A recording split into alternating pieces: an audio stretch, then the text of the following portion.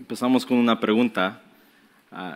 ¿Cómo responderías si alguien te preguntara en qué consiste el cristianismo? ¿Qué es el mensaje del cristianismo? ¿Qué es ser cristiano? ¿De qué tiene de bueno el cristianismo? ¿Qué son esas buenas nuevas, la cual tú me estás diciendo? Estas preguntas son esenciales para poder aclarar nuestras mentes y poder decir esta es la razón por qué. Y si pensamos sobre qué es el mensaje del cristianismo, hay que pensar sobre qué son respuestas que a lo mejor otras personas nos hubieran de dar. Esto puede ser personas que no son cristianos y también en la cultura del cristianismo. Una respuesta a esa pregunta, ¿en qué se consiste el cristianismo? Podría ser es que Dios te ama bastante y tiene un plan maravilloso para tu vida. ¿Han oído de eso? Hay muchos libros que son escritos que hablan de eso, muchas iglesias que dicen que eso es el mensaje principal del cristianismo, que Dios te ama y tiene un plan maravilloso para ti. Pero si leemos nuestras Biblias, a veces vemos de que Dios sí nos ama, pero si tenemos ese entendimiento de que Dios tiene un plan maravilloso para nosotros, no vamos muy lejos en los evangelios, los 4 evangelios, cuando leemos de que nos debemos de negar a nosotros mismos, tomar nuestra cruz, pues eso no se me oye que es un plan maravilloso para mi vida. Eso es horrible. ¿Cómo me voy a sentir bien con eso? Entonces ese no es el mensaje principal del cristianismo. Y también otros dicen de que eres hijo de Dios y Dios te va a bendecir en todos los sentidos. Y si tenemos ese entendimiento, vemos de que pues la Biblia dice que sí, Dios ha creado a todas las personas, pero no todos son hijos de Dios en la misma manera que la Biblia lo dice. Y pues Dios sí nos quiere bendecir, pero a veces no va a ser en la manera que nosotros queremos. Entonces eso no es exactamente el mensaje del cristianismo. También otros pueden decir de que son las enseñanzas de Jesús, que Él era una buena persona, en lo que Él dijo. Te pueden decir, oh sí, me gusta leer la Biblia porque me gusta cómo me dice Jesús, de que otras personas me deben de amar a mí, deben de tener misericordia conmigo, deben de tener compasión hacia mí. Pero si vemos eso, pues eso no es toda la Biblia. Hay otras partes que a veces no nos gusta y que son difíciles para poder entender. Entonces, si queremos aclarar esta pregunta, ¿qué es la respuesta a eso? ¿Qué es el mensaje del cristianismo? ¿En qué se consiste el cristianismo? Pues debemos ir a la Biblia.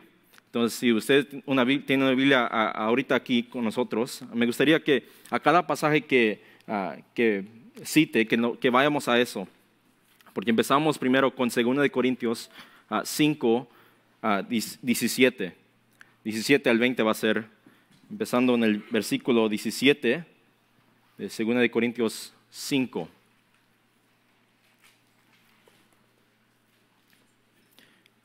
Entonces, si queremos aclarar esta pregunta, ¿en qué se consiste el cristianismo? Debemos ir a la Biblia, en la cual Dios nos habla a través de las Escrituras, siendo inspiradas y en la manera que Dios nos habla a nosotros, a sus criaturas. Entonces, 2 Corintios 5, 17 al 20, dice, de modo que si alguno está en Cristo, eso es decir, que si es un cristiano, ahí dice, aclara que es una nueva criatura, las cosas viejas pasaron, ahora han sido hechas nuevas. ¿Okay? Eso es el cristiano. Versículo 18, y todo esto procede de Dios, quien nos reconcilió con Él mismo por medio de Cristo y nos dio el ministerio de la reconciliación. Importante. Es decir, que Dios estaba en Cristo, reconciliando al mundo con Él mismo, no tomando en cuenta a los hombres sus transgresiones, y nos ha encomendado a nosotros la palabra de la reconciliación. Por tanto, somos embajadores de Cristo, como si Dios rogara por medio de nosotros. En nombre de Cristo les rogamos, reconcíliense con Dios. Si ven ahí la palabra que es citada bastantes veces, creo que 3 veces, es reconciliación. Entonces, ¿en qué se consiste el mensaje del Evangelio? Bueno, es el mensaje de reconciliación. Eso es el Evangelio. Si alguien te preguntara, ¿qué aprendieron ahora? Eso es. el mensaje de reconciliación. Ese es el evangelio. Evangelio, en griego, euangelion, significa en griego bueno, angelion es noticias, entonces significa buenas noticias. Entonces hay que entender eso. Evangelio significa buenas noticias. Es muy importante entender que el evangelio significa buenas noticias. Entonces, con eso empezamos. Esa es la pregunta que estamos tratando de ahora aclarar. ¿Qué es el evangelio? Empezamos, entonces, les voy a poner ahí varios elementos de qué es el evangelio y ahí lo voy a dejar para que si lo quieren escribir. Es en 4 partes. Ahí si ven, el primero es el trasfondo, segundo son las malas noticias, tercero las buenas nuevas y ahí es el evangelio. Ahorita vamos a tomar todo este tiempo para hablar sobre esto, pero ahorita si quieren nomás escribirlo, pero ahí va a estar, porque vamos a aclarar cada punto.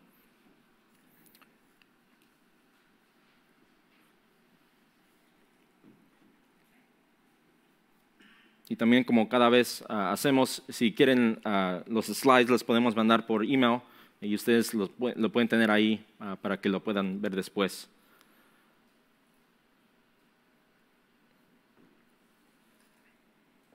Pero vamos a empezar con el primero. Si ven ahí el número 1 es el trasfondo, es decir, el contexto. ¿Qué es el contexto del evangelio? ¿Qué buenas nuevas? Pues necesita haber contexto antes de hablar de cualquier buenas nuevas. Entonces, pues ahí es después, ese es el cuarto elemento de la respuesta al evangelio, pero eso ahorita lo vamos a ver después. Empezamos entonces con el número 1, viendo el trasfondo, que Dios es el creador de todas las personas. Y para eso me gustaría que vayamos todos juntos a Génesis 1:1, donde la Biblia empieza en Génesis 1:1.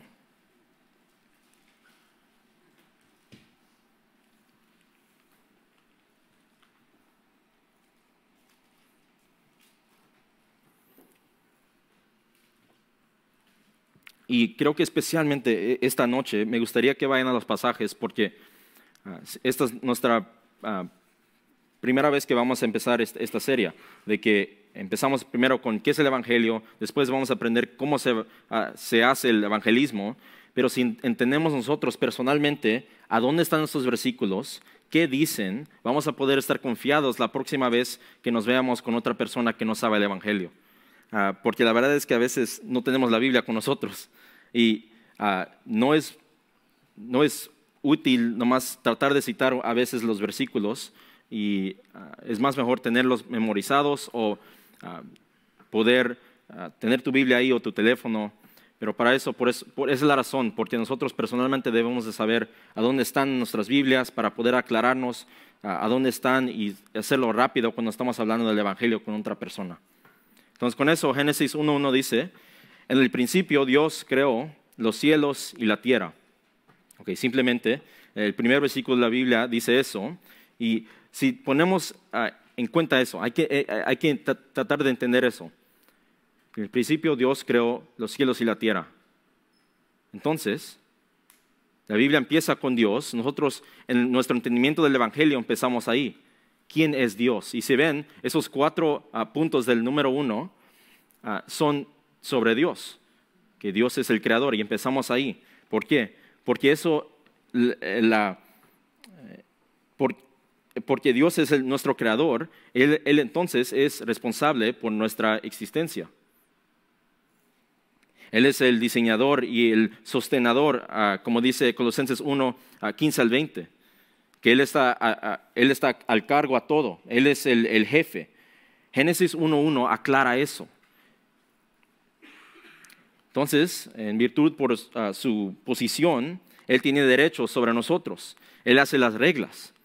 Si Dios es realmente nuestro creador, Él dice qué va a pasar, qué es lo que es, y eso va a ser. Entonces, somos nosotros creación de Él, entonces nosotros somos responsables a nuestro Dios. Claramente vemos en las primeras palabras de la Biblia que hay una distinción entre el creador y la creación, lo que es creado. quiénes nosotros. Entonces, tener esto en mente y decirle esto a las personas, primero eso aclara, este es Dios, Él es el creador, tú no estás en cargo, tú estás responsable a Él.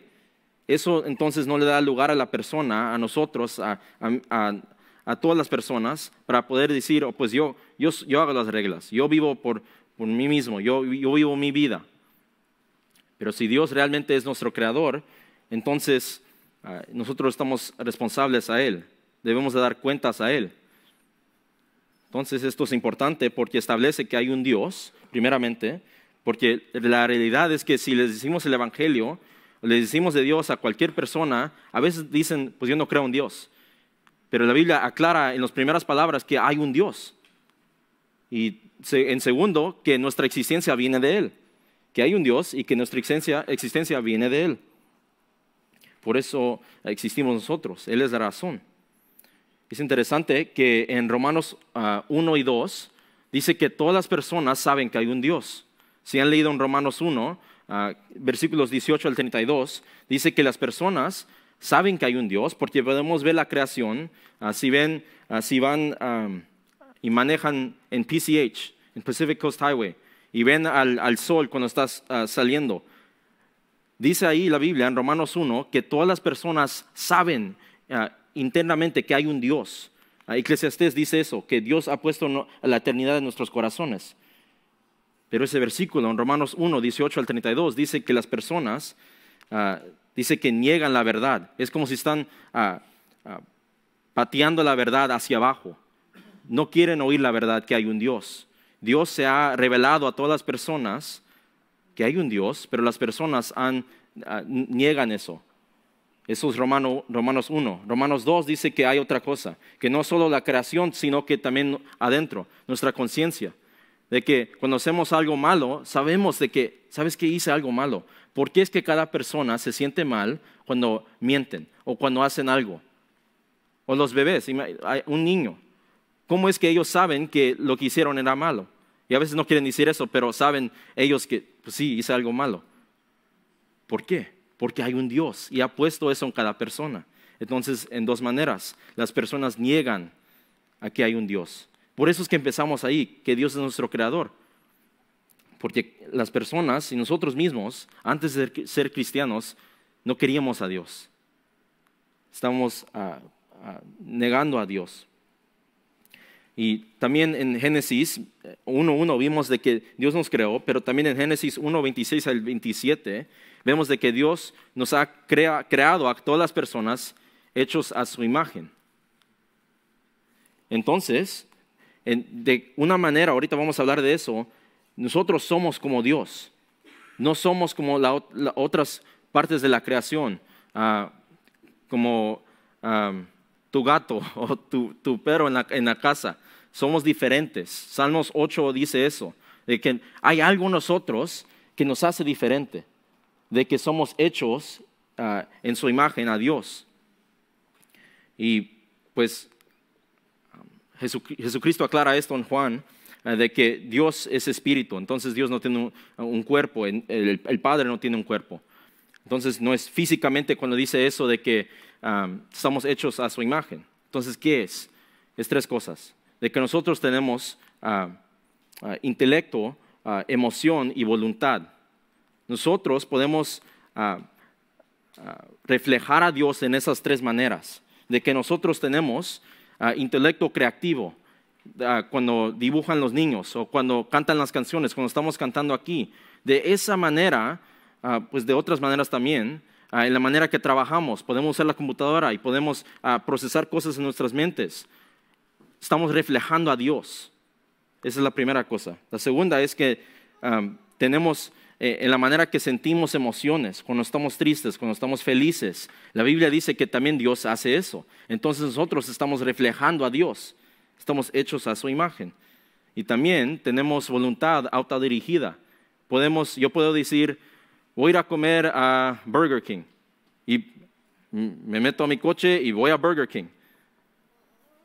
El humano es así porque Dios lo ha creado así. Que puede decir, yo voy a ir aquí, o yo voy a hacer esto, o yo voy a hablar con esta persona, tenemos voluntad autodirigida.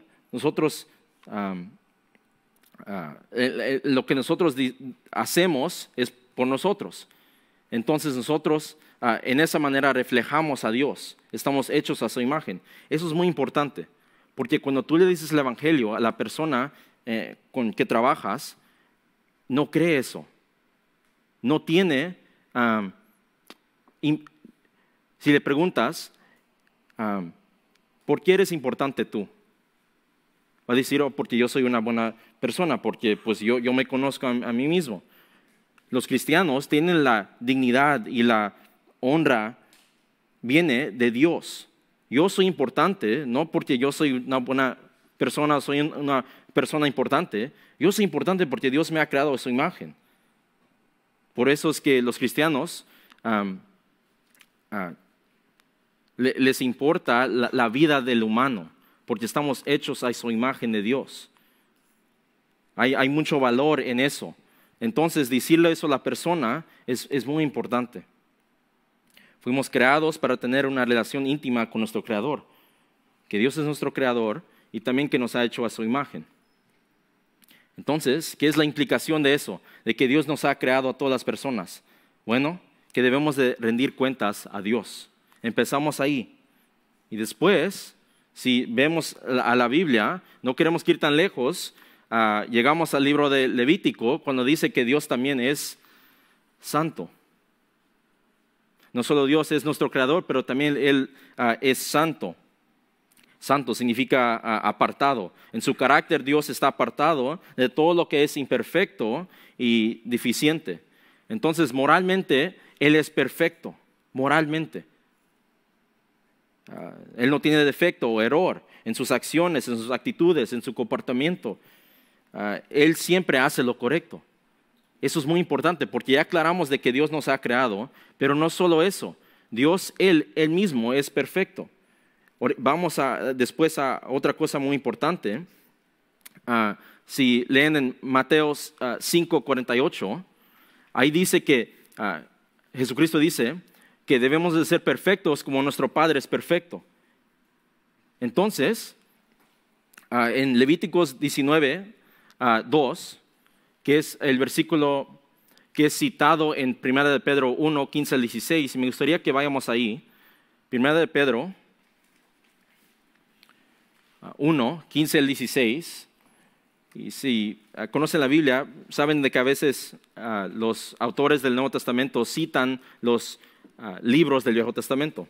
Entonces ahorita lo que vamos a leer en 1 de Pedro 1 es una cita de Levítico 19:2.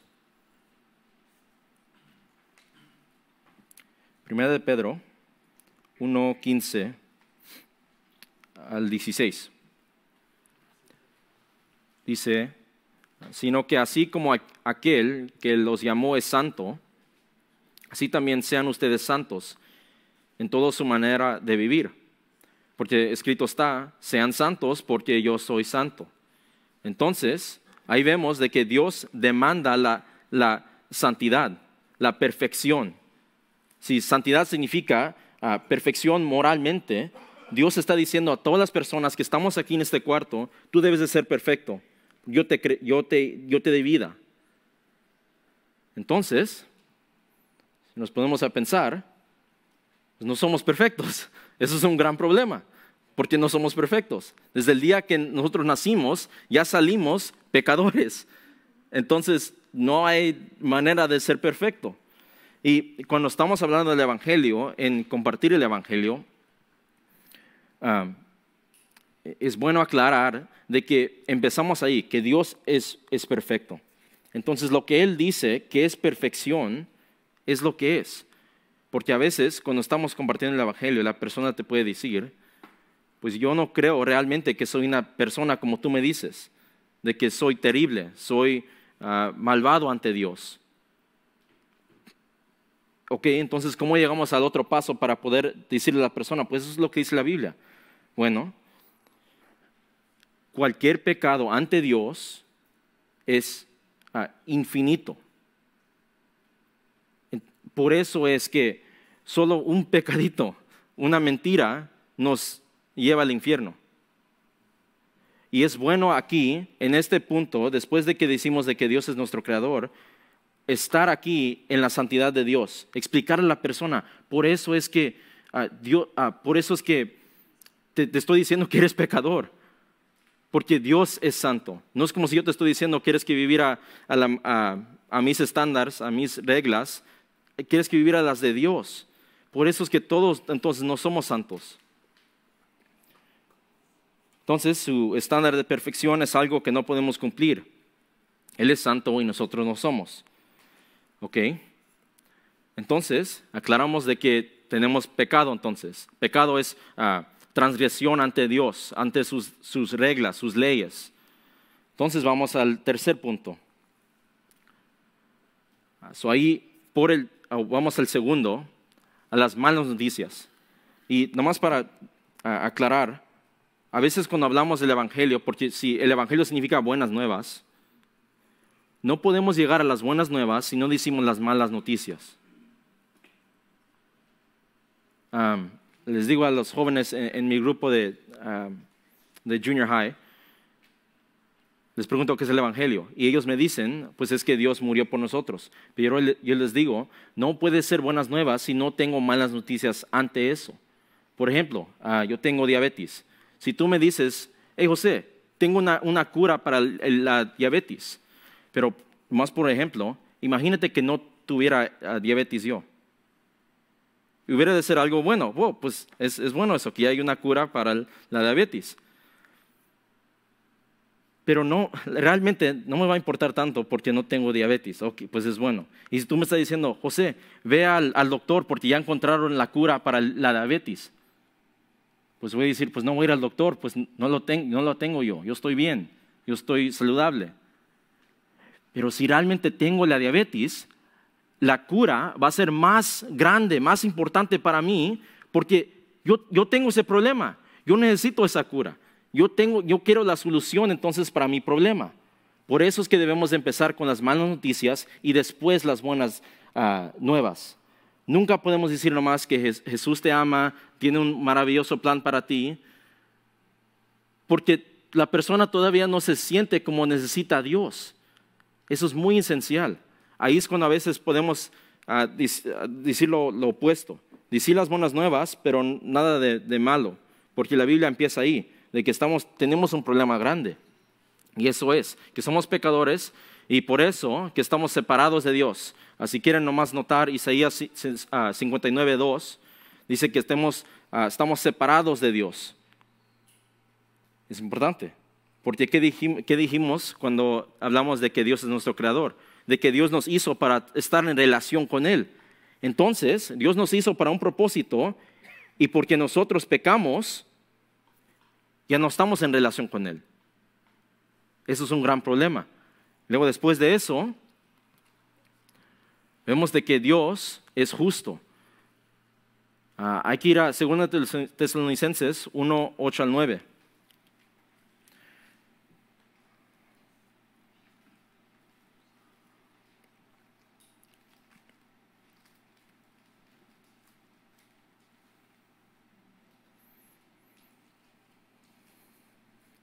Dice, dando castigo a los que no conocen a Dios y a los que no obedecen al Evangelio de nuestro Señor Jesús, estos sufrirán el castigo de eterna destrucción, excluidos de la presencia del Señor y de la gloria de su poder.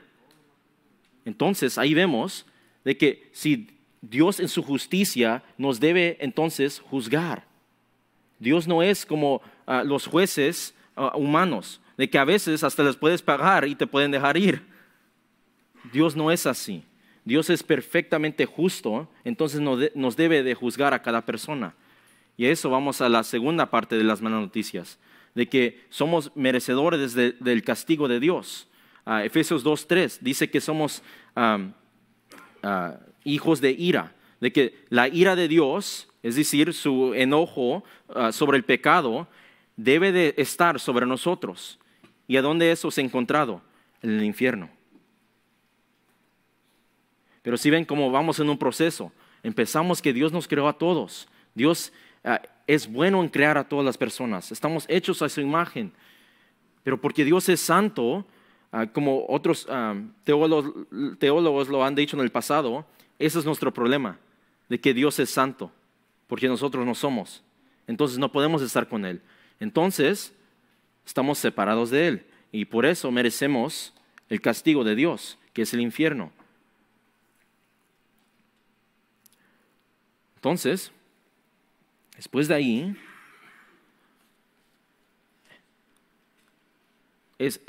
a mí me gusta también, cuando estás compartiendo el Evangelio, quedarte aquí, en estos puntos. Porque si la persona no entiende que tú necesitas a Cristo, como te dije el ejemplo de la diabetes, ese ejemplo. Si la persona no entiende que tú tienes un problema, que yo y tú tenemos un problema, las buenas noticias no van a ser buenas para la persona. Pero si tú personalmente estás quebrantado porque tú sientes que tú vas a ir al infierno por tu pecado, que tú estás separado de Dios, de que Dios no está feliz contigo. Si tú cuando estás compartiendo el Evangelio, dejas que la persona se sienta eso. Y es bueno también decir, ¿sabes qué? Nosotros estamos separados de Dios, no solo tú. Yo estaba separado de Dios antes del cristianismo. Antes de que Dios me salvó, yo también estaba así. Yo me sentí como te sientes tú. Alguien me dijo el Evangelio y yo también sentí eso, el terror de ir al infierno un día, de estar separado de mi Creador. Y después de que la persona sienta eso, puedes ir a las buenas nuevas. Y eso empieza y viene del amor de Dios. Del amor de Dios. Y si esto va a pasar, queremos que entender que este amor de Dios no es por emoción, no es este tipo de amor, no es por sentimiento o respeto atractivo, no es porque yo estaba bonito y Dios me quería nomás dar un abrazo y me quería salvar y un besito, porque era todo lo opuesto. Si Dios realmente dice esto es pecado, Dios no me ama así, no es por emoción, porque yo soy atractivo. Este amor debe de ser de otra manera entonces, debe de ser intencional, debe de ser un compromiso, un amor que es intencional, que es para mi beneficio y para mi bienestar y para su gloria. Este amor es otro tipo de amor, en la cual nosotros no conocemos. ¿Qué amor es eso? De que es como si la persona te da una cachetada y luego te dice, yo te voy a dar esto, un regalo. Eso es lo que le hacemos a Dios cuando pecamos y Dios dice, pues ven aquí, yo te voy a abrazar. Ese es el amor. Por eso es tan importante quedar ahí en las malas noticias para que le digas, pero hay una solución. Dios en su amor hizo algo. Y empezamos entonces con la primera parte de las buenas nuevas, de que Dios mandó a su Hijo unigénito, Jesucristo, que ahí le puedes explicar la teología de eso, de que Dios, siendo espíritu, un día, hace 2000 años, Él se puso carne, vivió como un hombre y vino como un bebé, una persona normal. No podías ver que era Dios Él, era una persona ahí caminando como otras personas. Tú no podías decir, ese es Dios. Era una persona normal entonces, pero a la misma vez era Dios. Empezamos ahí, porque ahorita vamos a aclarar eso. Pero es importante, cuando estás explicando esto, de que Dios en Jesucristo era a la misma vez 100% hombre y 100% Dios. ¿Por qué es importante eso? Porque ¿quién pecó? ¿Los gatos? ¿Los animales? No. Nosotros, los humanos. Entonces necesitamos un humano perfecto, que sí cumple 1 de Pedro 1, 15 al 16. Alguien que sí realmente es santo, perfectamente en toda su vida. Entonces, si tú le dices eso a la persona, de que Dios vino para que sea Él perfecto, en Él no había defecto, en Él no había pecado. ¿En qué hay en nosotros? Puro pecado. Pecado tras pecado, tras pecado, tras pecado. En Él había santidad, santidad, santidad. Todo el tiempo. Entonces, necesitamos un perfecto humano. Ahorita vamos a llegar ahí, el segundo, pero Jesucristo también muere en la cruz.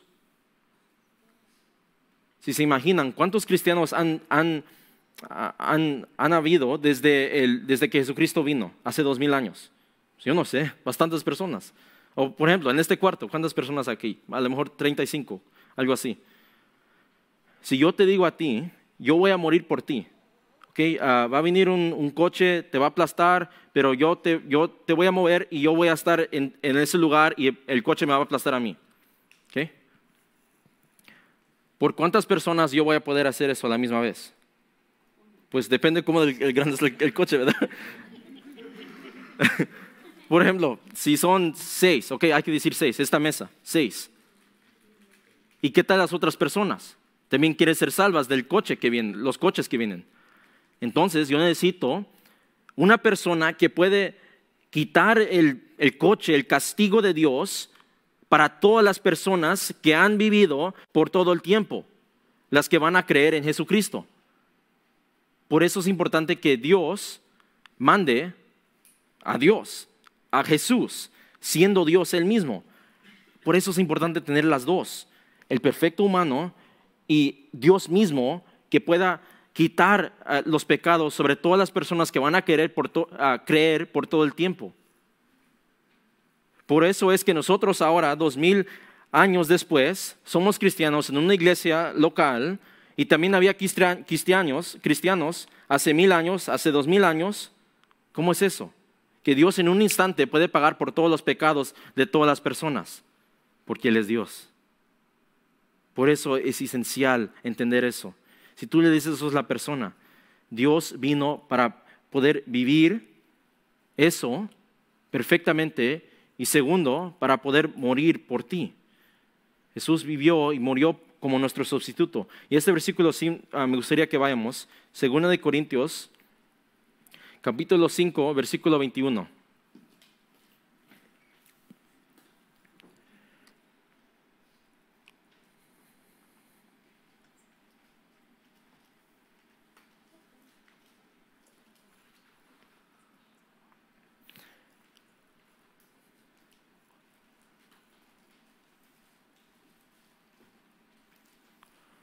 Ok.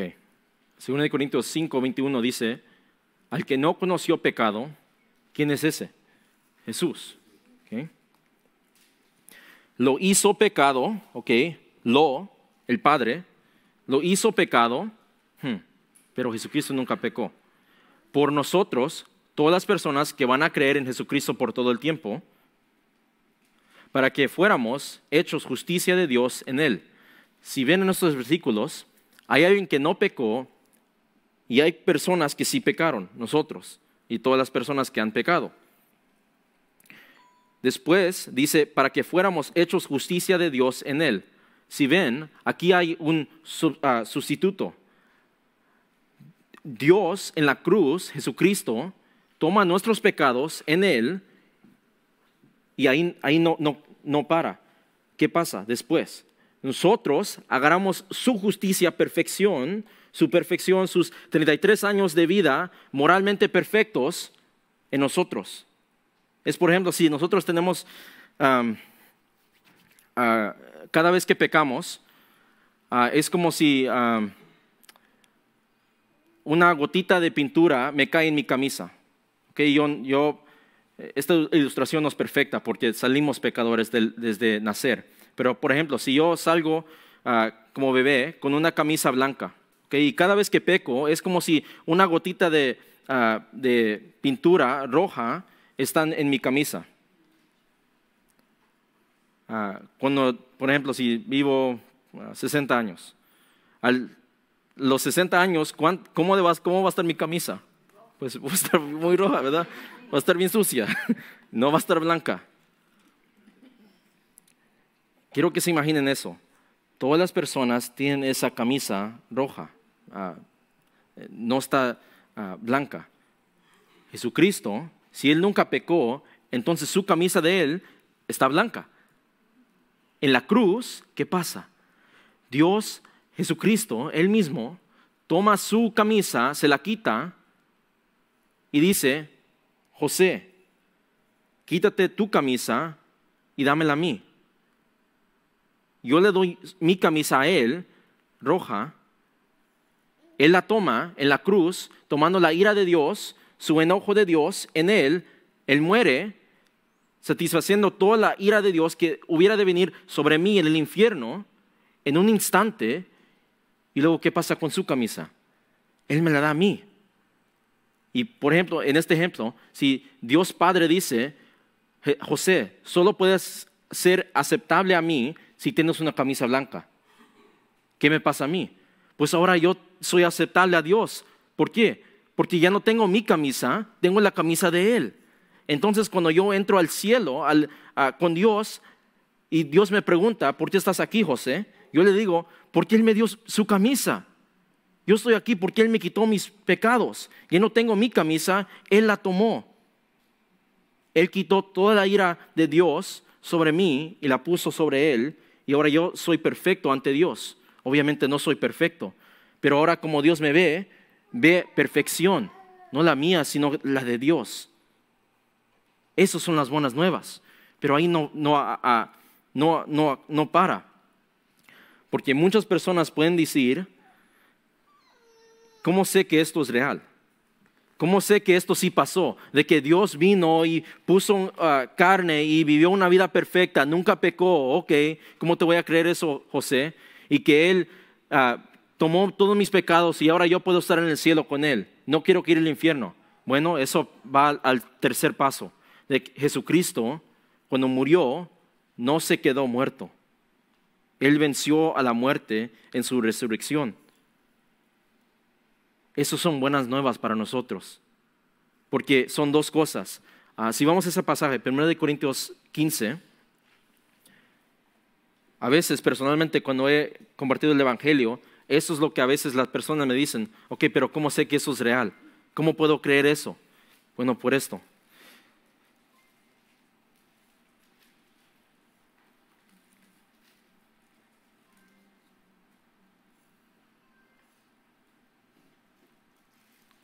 Okay, aquí 1 Corintios 15, si lo conocen, es Pablo hablando de la resurrección y la importancia de la resurrección.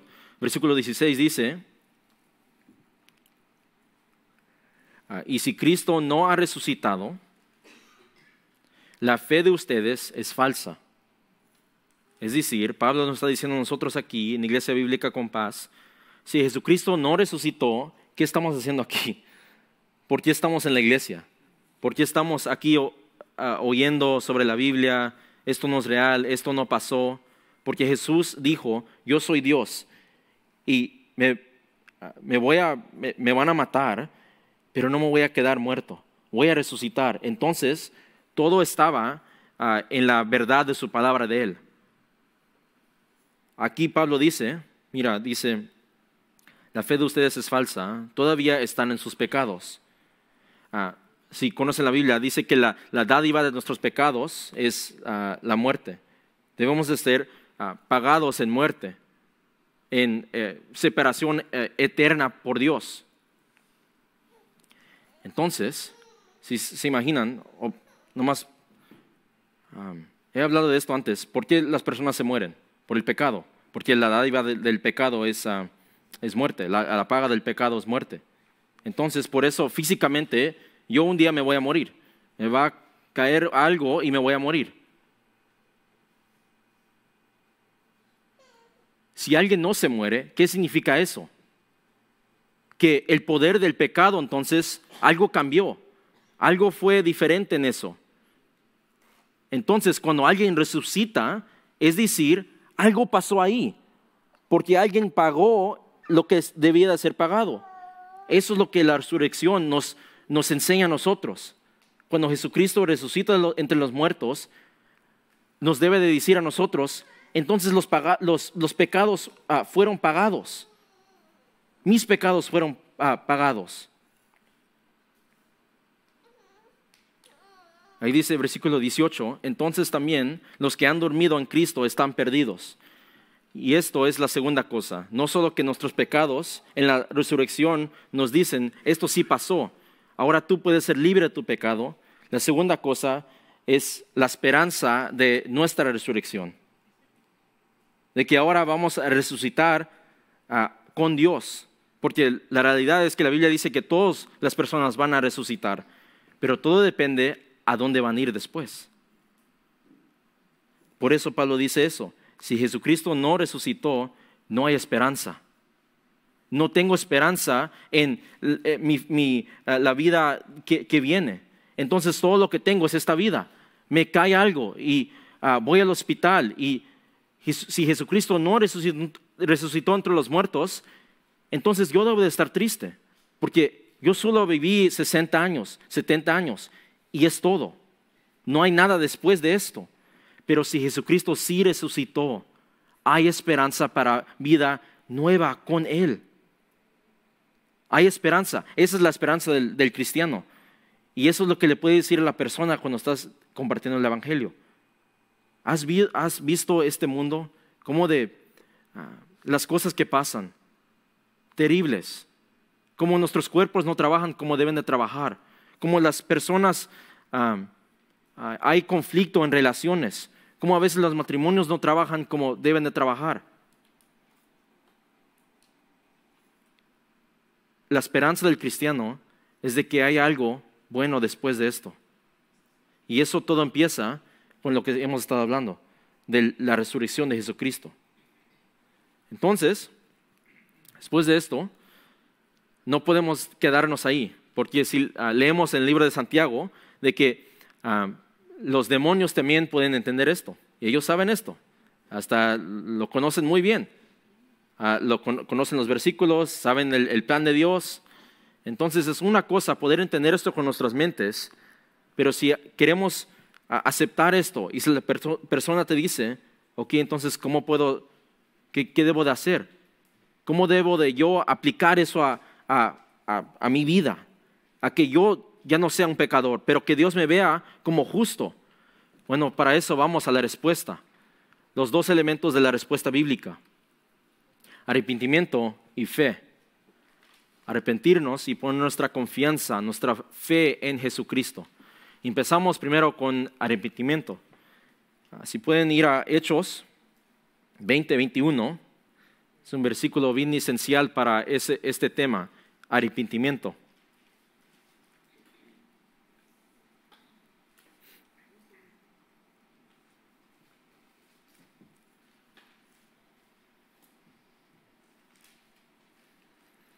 Dice, testificando solemnemente, tanto judíos como griegos, del arrepentimiento para con Dios y de la fe en nuestro Señor Jesucristo. Es interesante porque aquí vemos los dos elementos de la respuesta bíblica. Arrepentirnos y poner nuestra fe en Jesucristo. Y para eso aquí puse... porque arrepentir significa, estás caminando de una manera, por ejemplo, okay, si todos me ven, yo estoy caminando hacia allá, hacia la puerta, okay? Estoy caminando, Y antes, en griego, arrepentir, metanoia, significa ir al otro lugar, al otro lado. Si yo estoy caminando para acá y me dicen, antes era para los soldados, el comandante les decía, estás caminando, arrepiéntate. Voy a caminar para acá. Entonces, obviamente Dios no te dice así como físicamente, es espiritual. Entonces, ¿qué significa eso? Dios te dice, para tu vida pecaminosa y vive para mí. Por eso es que ahí puse, volverse de la vida pecaminosa. Según de Corintios 5:15 dice que ahora ya no vivimos para nosotros mismos, sino que vivimos para Él. ¿Ok? No voy a caminar acá. Pero la Biblia nunca dice, nomás para estas cosas, para de mentir, de hacer esto y nada más. La Biblia dice, haz otra cosa entonces en vez de eso. Camina para acá. Volver a una vida de justicia, de santidad. Primera de Tesalonicenses 1:9 dice eso. De que Si quieren nomás notar también, Efesios 4 habla de eso, de que cuando nos arrepentimos, identificamos nuestros pecados. Hago esto. Pero Dios no dice, nomás no hagas eso. Porque lo que viene es de adentro, los deseos. Entonces dice, camina para acá, para de hacer eso, arrepiéntate. Ok, ¿ahora qué hago? Dios dice, ahora camina para mí, vive para mí. No es como si nomás nos quedamos ahí y no hacemos cosas. Ahora haz algo para que vivas para Él. Entonces, después de arrepentir, fe viene porque es, como ahí le puse, una transferencia de la confianza de nosotros mismos hacia otra persona. Este versículo sí me gustaría que vayamos a Filipenses 3, versículo 9. Porque aquí el contexto es que Pablo está escribiendo esto y está hablando de su testimonio, de cómo Dios lo salvó. Y aquí mira lo que Pablo dice sobre su justicia. Porque fe, si es confiar en otra persona, ya no voy a confiar en José Maldonado, en lo que yo pueda hacer. Me levanto cada día y yo digo, pues ahora voy a hacer estas cosas. Y luego cuando estoy durmiendo en mi cama en la noche, digo, wow, hice unas cosas buenas ahora. Trabajé bien, hice todo bien. Sí, hice unas cositas malas, pero está bien. Fe significa, ya no estoy pensando eso. Ahora digo, la verdad era que esas cositas que hice malas son muy importantes a Dios. Dios dice que eso no está bien. Entonces ahora yo no puedo tener mi confianza en José Maldonado. Ahora voy a tener confianza en Él. Si se acuerdan del ejemplo de la camisa. No puedo tener mi confianza en la camisa con la pintura. Debo tener mi confianza en el que tiene la camisa blanca. Entonces, Filipenses 3:9 dice, y ser hallado en Él, hablando de Jesucristo, no teniendo mi propia justicia derivada de la ley, tratar de ser una buena persona, decir, pues no soy tan malo. Dice, sino la que es por la fe en Cristo, poner mi confianza en otra persona. Ahora estoy seguro, no por lo que yo pueda hacer, sino en lo que Él hizo. Dice, la justicia que procede de Dios sobre la base de la fe. Poner mi confianza en otra persona. No confíes en ti. ¿Por qué? Porque nosotros no podemos ser aceptables a Dios por nosotros mismos, por las obras, por lo que nosotros podemos hacer. Aunque seamos la más buena persona en todo el mundo, todavía no podemos llegar a eso. Se dice, confiando en su perfecta justicia y no en la tuya para ser aceptable ante Dios. Y luego la segunda parte de eso es poner nuestra confianza no solo en lo que Él hizo, sino que realmente Jesucristo sí pagó por mis pecados. Si han visto, a veces, por ejemplo, si tienen una persona que no es cristiano y una persona que sí es cristiano, y le preguntas, o estás hablando de la vida que viene después de esto, de la muerte. La persona que no es cristiana no tiene esperanza, no hay nada. Pero una persona que sí es cristiano dice, yo realmente creo con todo mi corazón de que Jesucristo vivió perfectamente para mí, quitó los pecados sobre mí porque fueron puestos en Cristo y resucitó. Entonces le dices a la persona que no es cristiana, por eso es que yo tengo esperanza, porque yo realmente he puesto mi confianza en lo que hizo Jesucristo. Y eso me da aseguranza, yo puedo estar confiado. Yo no temo la muerte. Estoy confiado que un día voy a estar con Dios. Y eso es el Evangelio, el proceso del Evangelio. Y para eso acabamos con algo que creo que nos va a ayudar, y me ha ayudado a mí personalmente, para poder compartir este mensaje. Y eso es la ilustración del paraguas. Si han visto esto en el libro de Compañeros, si lo han hecho, o nomás lo han visto en nuestra iglesia, esto es una manera de poder compartir el evangelio, la paraguas. Y si tienen hojita ahí, me gustaría que a lo mejor atrás puedan dibujar esto. Porque a veces pasa que tienes la oportunidad para poder dibujar esto. A veces no, y por eso es importante nomás saber los pasos. Creador, santo, justo, somos pecadores, merecemos el castigo de Dios y lo demás. Pero a veces tenemos la oportunidad de poder escribir esto. Y ahorita lo voy a explicar. Pero así es. Voy a ir paso por paso, entonces si quieren nomás hacerlo cuando estoy hablando, está bien. Empezamos. Primero, haces una nube, ¿okay? Una nube. Y nomás para decir, por ejemplo, si estás trabajando con una persona y estás en tu break, a mí me ha pasado, estoy en mi break y ahí está la persona y le quiero compartir el evangelio y a veces tenemos miedo. It's like, no sé qué voy a decir, qué son las primeras palabras. Con solo si le dices, crees en Dios, y ahí empiezas, y luego le dices, y luego tratas de pensar, ok, ¿cómo voy a hacer la transición al evangelio, a esto? Esa es una buena manera. A veces yo le he dicho, ¿te puedo dibujar algo? Te quiero dibujar algo, te quiero enseñar algo. Y ahí, ya están ahí la persona. Entonces, lo primero es dibujar una nube, explicarle a la persona, la Biblia aclara quién es Dios. En el primer versículo dice que Dios es nuestro creador. Y ahí pones también los monitos, las personas. Y dices, estos es yo, aquí estamos nosotros, ¿ok? Le dices sobre las implicaciones de que Dios nos creó. Luego le dices, también la Biblia dice que Dios es santo, que Él es perfecto. Y le dice a la persona, si te pones a pensar, nosotros no somos perfectos. Y la Biblia dice eso, que cualquier transgresión entre su ley de Dios es pecado. Y ahí ven, los monitos ahora tienen pecado, porque son pecadores.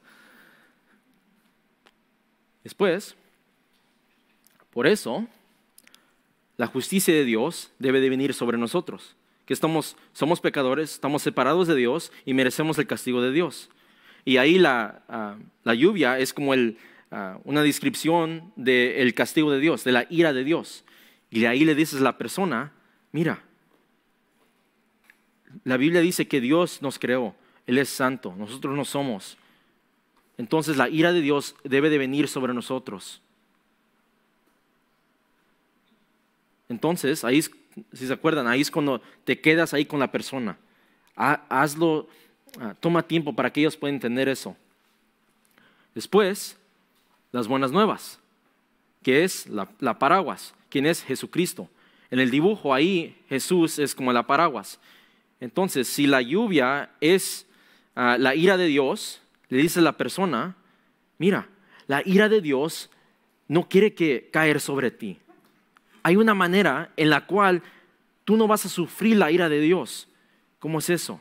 De que Dios mandó a Jesús, quien es Dios y hombre a la misma vez, vivió una vida perfecta, murió por nuestros pecados y resucitó entre los muertos, aclarando de que Él sí realmente era Dios y que todo esto sí era real, sí pasó.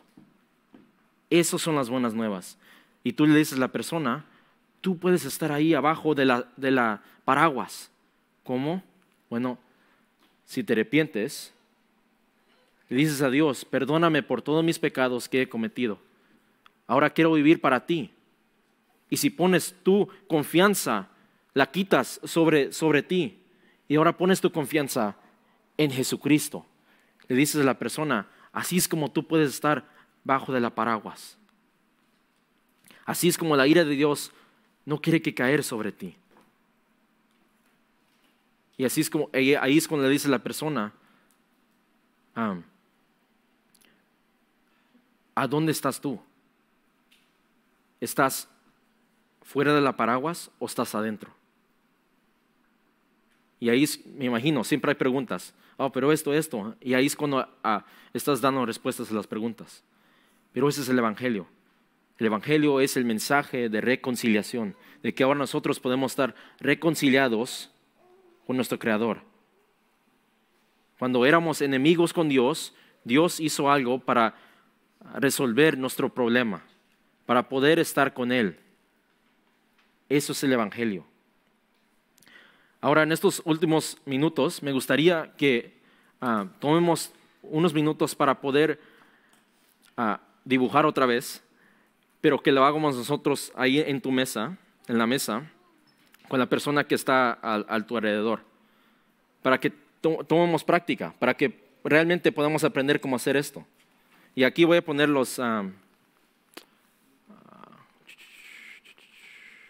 a dejar esto ahí arriba, para que nomás si se olvidan, está bien.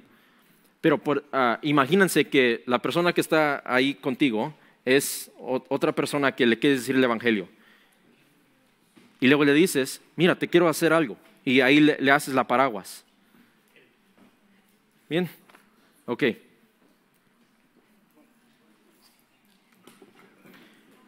Y después de que hagan eso, hay cafecito allá y pueden quedarse hablando, pero hay cafecito después y están despedidos después de eso. Gracias.